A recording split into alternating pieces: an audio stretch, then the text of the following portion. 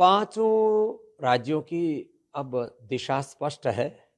पश्चिम बंगाल में महाविजय हो रही है महामानव श्री नरेंद्र मोदी जी के नेतृत्व में, और प्रचंड पुरुषार्थ और पराक्रम की धनी विकल्प रहित संकल्प और संकल्प से सिद्धि के हमारे उद्गाता श्री अमित शाह जी और उनके जो योद्धा हैं उन सब के नेतृत्व में जो पश्चिम बंगाल में हुआ है वह अप्रत्याशित है, अप्रतिम, ऐतिहासिक है और बहुत मायनों में एक सबक है।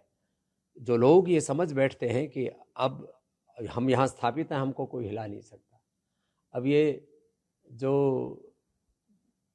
यथास्थितिवाद या वर्चस्ववाद के उन्माद में जो लोग पगलाए हुए थे, उनके लिए ये पश्चिम बंगाल का चुनाव एक बहुत बड़ा सबक है कि अब आपको विजय पानी है तो अंतिम वोटर से लेकर के बूथ मैनेजमेंट से लेकर के राजनीति की को सभी दिशाओं से आपको साधना पड़ेगा।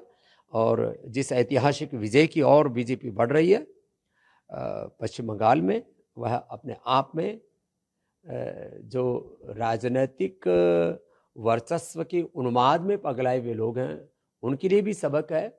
और सबक इस बात के लिए भी है कि जो लोग हिंदू समाज को जाति वर्ग समुदायों में बांट करके और एक मजहबी तुष्टीकरण के एक कुचक्र को स्थापित करना चाहते थे, उनके लिए भी एक बहुत बड़ा सबक है। और पश्चिम बंगाल के साथ साथ जिस महाविजय की ओर असम बढ़ रहा है उसके लिए हेमंत विश्व शर्मा जी को भी अभिनंदन है।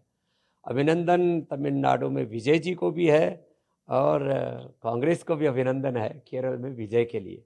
लेकिन सबको अब चुनाव आयोग, ईवीएम और इन सब के ऊपर ठीकरा न फोड़ करके आत्म मूल्यांकन, आत्म परिष्कार करके और अपना नई सोच और नई संकल्पों के साथ आगे बढ़ना चाहिए। इसमें उनका भी भला है।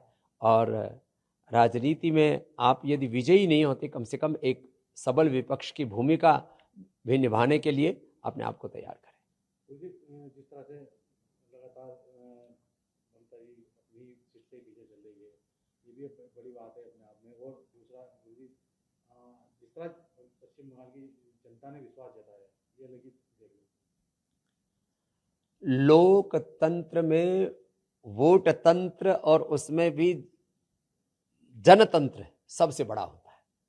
तो किसी भी नेता को, चाहे वो किसी गांव का सरपंच हो, चाहे वो वार्ड मेंबर हो, एमएलए हो, एमपी हो, सीएम हो, पीएम हो, प्रेसिडेंट हो, कितने ही ऊंचे ओहदे पर है, अपने आप को बड़ा मत मानिए। संविधान सबसे बड़ा है, कानून सबसे बड़ा है, पुरुषार्थ सबसे बड़ा है। और आपकी नीयत, आपकी नीतियां, आपका नेतृत्व और आपका चरित्र कैसा है, यदि वो आपका बड़ा है तो आप बड़े हैं।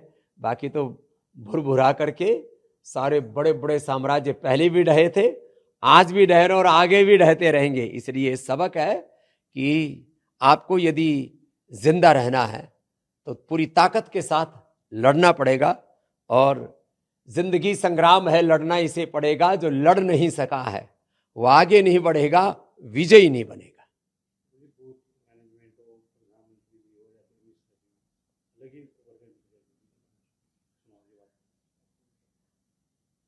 बीजेपी राजनीति में जो पुरुषार्थ कर रही है उसका दूसरा मुकाबला इस देश में देखने को मिलता नहीं है कोई उसके पैरेलल। इसलिए सभी राजनीतिक दलों को बीजेपी से वो पुरुषार्थ, वो पराक्रम, वो साहस सीखना चाहिए।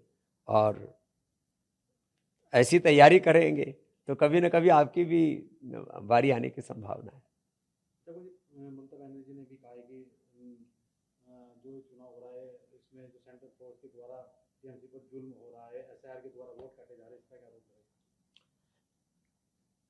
केंद्र सरकार ने जो केंद्रीय पुलिस फोर्स और सारे तैनाती जो वहाँ पर की, उससे जो राजनीतिक गुंडई होती थी वो वहाँ पर ख़त्म होगी। और ये लोकतंत्र के लिए बहुत ज़रूरी था।